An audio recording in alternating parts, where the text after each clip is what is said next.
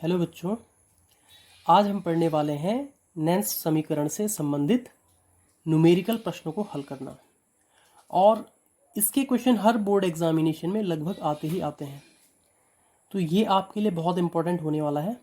तो आइए स्टार्ट करते हैं कि किस प्रकार से हम नेंस समीकरण से संबंधित न्यूमेरिकल्स को सॉल्व करेंगे।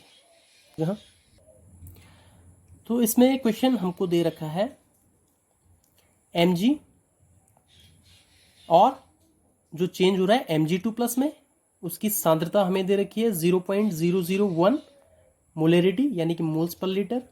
ये सॉल्ट ब्रिज बना रखा है, ठीक है। और दूसरा जो है Cu2 पॉजिटिव आयन जो है विद्युत रासायनिक सेल में या इलेक्ट्रोकेमिकल सेल में, जिसका कंसंट्रेशन या सांद्रता 0.0001 मोलरिटी है और ये चेंज हो रहा है Cu में, ठीक है। क्वेश्चन में हमें सिर्फ इतना दे रखा होगा, ये वाला मैंने आपको समझाने के लिए कर रखा है।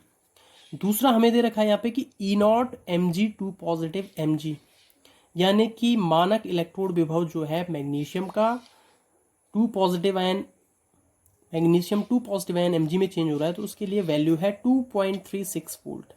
वहीं कॉपर 2 पॉजिटिव जब कॉपर में चेंज होता है तो उसका मानक अपचयन विभव होगा 0.34 वोल्ट, ठीक है ना।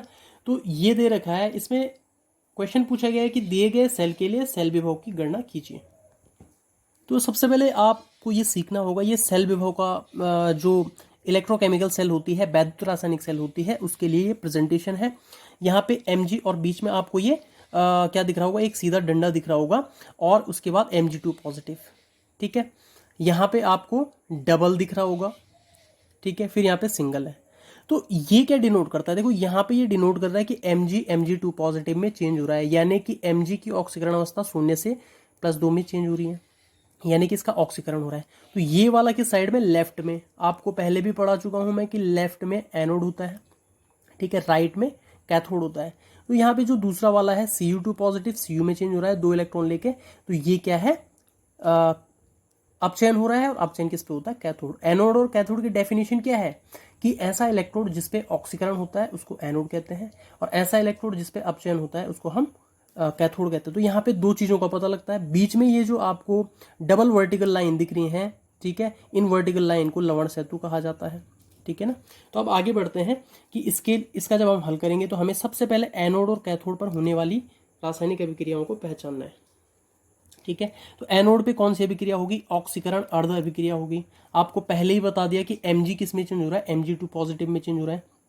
तो यहां आप देख सकते हैं Mg is changing into Mg2 positive. लेकिन जब ये Mg2 पॉजिटिव में चेंज हो रहा है तो इसको यहां से 2 इलेक्ट्रॉन निकालने पड़ेंगे, तब जाके ये Mg2 पॉजिटिव में चेंज होगा, ठीक है।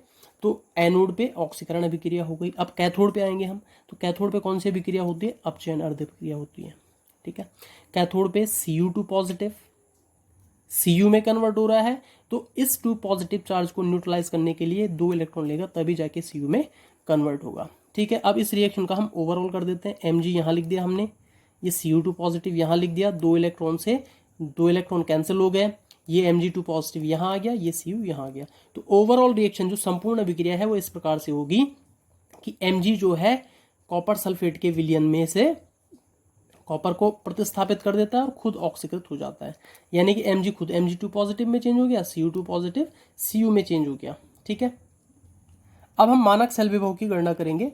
मानक सेल विभव आपको पता है कि जब दोनों इलेक्ट्रोडों की सांद्रता 1 मोलर हम लेते हैं तो उसके लिए जो सेल विभव की गणना की जाती है उसको हम मानक सेल विभव कहते हैं। और मानक सेल विभव की गणना हम इजीली किससे, ई कैथोड माइनस ई एनोड वाले फॉर्मूले से निकाल सकते हैं। हमें यह भी पता है कि कैथोड पे कौन सा इलेक्ट्रोड है, कॉपर वाला, एनोड पे कौन सा इलेक्ट्रोड है, मैग्नीशियम वाला, और दोनों की वैल्यूज भी हमें दे रखी हैं, ठीक है।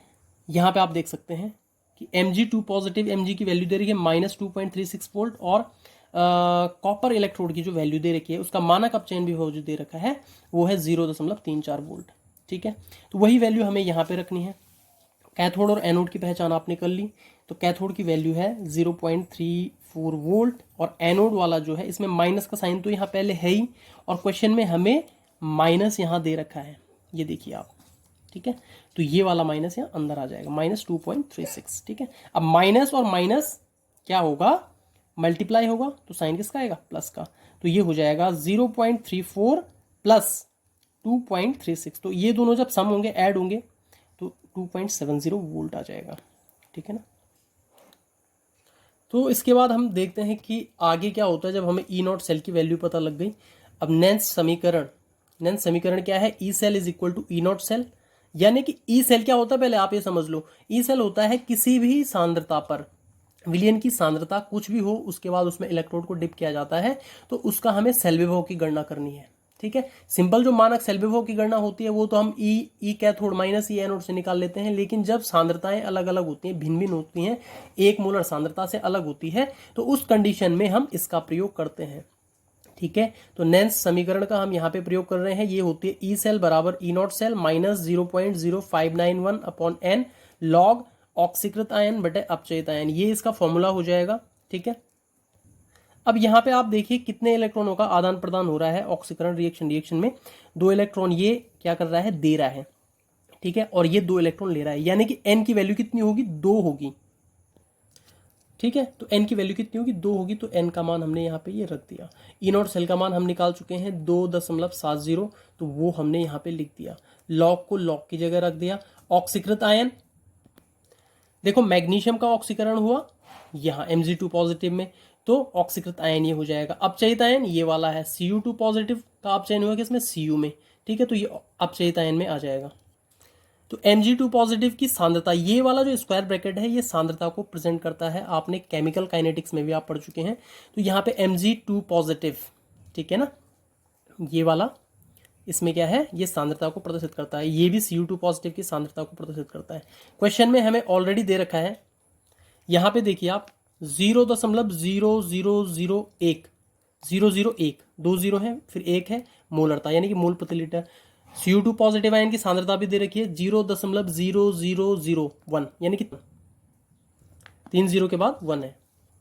तो वही चीज हमने यहाँ पे लिख दी कि प्रश्न अनुसार Mg2 positive is equal to 0.001, यानी कि 10 टू द पावर -3, क्योंकि डेसिमल यहाँ से लेके यहाँ जाएगा, ठीक है। तो ये हो जाएगा 10 टू द पावर -3, या 1 इंटू 10 टू द पावर -3 लिखो, या सीधे 10 टू द पावर -3 लिखो, एक ही बात है। ये वाला है 0.0001, यानी कि 3 0 है फिर 1 है, तो डेसिमल यहाँ से लेके राइट में शिफ्ट करेगा 4 डिजिट, तो राइट में शिफ्ट करेगा तो 10 की पावर माइनस में चले जाएगी, 10 टू द पावर -4, ठीक है। अब आगे देखो क्या होगा, 2.70 माइनस 0.0591, जो पहले था वही है, कोई चेंज नहीं है, 2 भी अपनी जगह है, लॉग, और Mg2 पॉजिटिव का मान हमने कितना रख दिया, 10 की घात -3, और Cu2 पॉजिटिव का मान रख दिया 10 की घात -4, ठीक है। इस सांद्रता वाला ब्रैकेट भी हट जाएगा। अब यहाँ पे ये वाला पॉइंट इंपॉर्टेंट है, देखो 10 की घात -4 अब ऊपर जाएगा, तो क्या हो जाएगा, 10 की घात -3 गुणा गया 10 की घात -4, बेस दोनों के समान है तो घातें जुड़ जाएंगी, तो -3, अब ये ऊपर जाके क्या हो गया